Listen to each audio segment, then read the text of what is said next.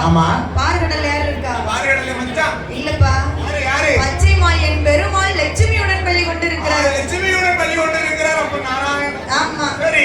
பிரம்மலோகத்துல யார் இருக்கா? யாருடா இருக்கறா? நான்முகனும் கலைமகனும் பள்ளி கொண்டிருக்கிறார். கலைமகனும் நான்முகனும் பள்ளி கொண்டிருக்கிறார்கள் அல்லவா? ஆமா. சரி. தேவலோகத்தில் ஆமா, தேவலோகத்தில் யார் பள்ளி கொண்டிருக்கிறா? இந்திரனும் இந்திராணியும் பள்ளி கொண்டிருக்கிறார்கள். சரி. இப்படி எல்லோரும் கொலுவிருக்கும் போது கொலுவிருக்கக்கூடிய வேளையில ஆண்டவனாகப்பட்ட சிவபெருமான் தினந்தோறும் நம்மளை போல படைத்த மானிட மனுக்களுக்கு படியிழந்து வருகிறார்கள். படியிழந்து வருகிறார்கள் படைத்த பகவானும். ஆமா. சரி. நாட்டில் உள்ள மக்களுக்கு எப்படி எப்படி எல்லாம் படியிழந்து வருகிறார். எப்படி எப்படி எல்லாம் படியிழந்து வருகின்றார். நாளின் நல்ல தினை எடுத்து நாளின் நல்ல எடுத்து நாளின் நல்ல தினை எடுத்து தினை எடுத்து அம்மா தினை எடுத்து சொல்லம்மா நாடி எங்கு படியிழந்தார் படியிழந்தார் நாடி எங்கு படியிழந்தார் படியிழந்தார்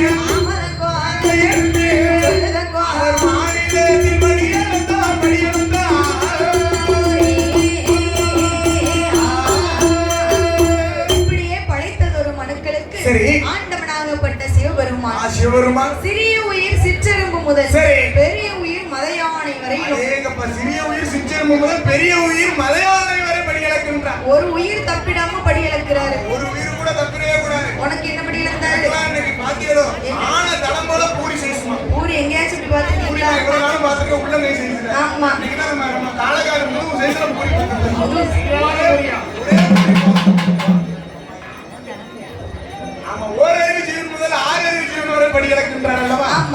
இப்படி தினந்தோறும் படியிழந்து வரக்கூடிய வேளையில ஒரு நாளைய தினத்தில் என்னம்மா ஆதிசக்தியான பார்வதா தேவியானவள் ஆண்டவனை அழைத்து என்ன கேட்கிறாள் தெரியுமா? என்னம்மா கேட்கின்றாள்? ஆண்டவனே பகவானே ஆதிசக்தி வார்த்தை கேளோ. ஆண்டவனே பகவானே ஆதிசக்தி வார்த்தை கேளோ. ஆறில் உள்ள படியிழப்பை பார்வதியால் பார்க்க வேணும். ஆறில் உள்ள படியிழப்பை பார்வதியால் பார்க்க வேண்டும். உலகில் உள்ள படியிழப்பை உத்தமியால் பார்க்க வேண்டும். உலகில் உள்ள படியிழப்பை உத்தமியால் பார்க்க வேண்டும். ஆற்றில் உள்ள படியிழப்பை ஆற்றில் உள்ள படியிழப்பை நாயகியால் பார்க்க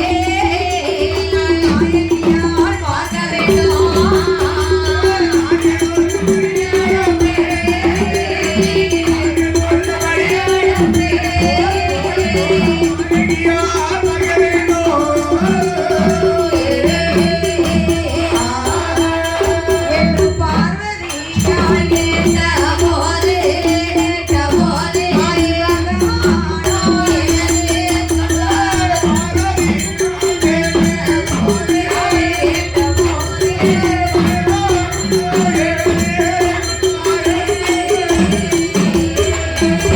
சொன்னார். ஒரு நாளைய தினத்தில் பார்வதி அம்மா பகவானை அழைத்து கேட்கிறார். ஆண்டவா பகவானே, தினந்தோறும் என்னை விட்டு இப்படி புலவத்துக்கு படி இழக்க போறீங்கல்ல. கைலாசத்துல நான் தன்னந்தனியா இருக்கிறேன். நானும் இவரோட வாழறேன். ஆமா. என்ன சொல்றாரு?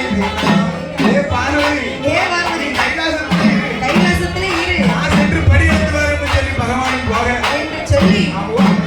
படி இழக்க பயணமானார். நான் பார்வதி அம்மாளுக்கு ஒரே வருத்தம் நம்ம புருஷன் நம்மளை கூட்டு பாதையிலேன்னு சொல்லி ஒரே சங்கடம். கைலாசத்துல தன்னந்தனியா இருக்கிறாங்க. தனிமையில இருக்கிற ஆமா. அப்படி பார்வதி அம்மாள் இருக்கக்கூடிய வேளையில இருக்கக்கூடிய வேளையில அந்த கைலாசத்துக்கு யார் வருகிறார்? யார் வருகிறாரு? நாரதன்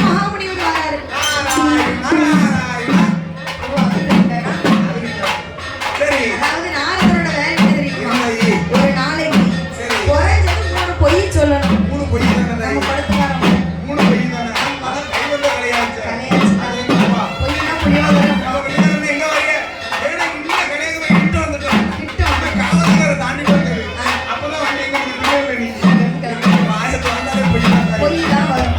அப்ப நாரத மகாமுனிவருக்கு ஒரு நாளைக்கு குறைஞ்சது 3 பொய் சொல்லணும். சரி.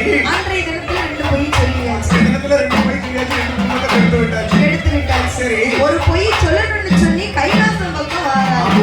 அப்ப வரக்கூடிய வேளையிலே நாரதர் மகாமுனிவர் பார்வதி அழைத்து என்ன கேட்கிறார் தெரியுமா? என்னமா கேட்கின்றா? ஏ அம்மா பார்வதி, பார்வதா தேவியா என்னைக்கும் சிரிச்ச முகம் ஸ்ரீதேவியா இருக்கீங்களே. இன்னைக்கு யாருமா இப்படி அமைதியா இருக்கு? உம்மனை மூஞ்ச வச்சுக்கிட்டு இருக்கீங்களே, என்ன காரணம்? அமைதிக்கு காரணம் என்ன பார்வதா தேவியா? என்ன காரணம்? சரி.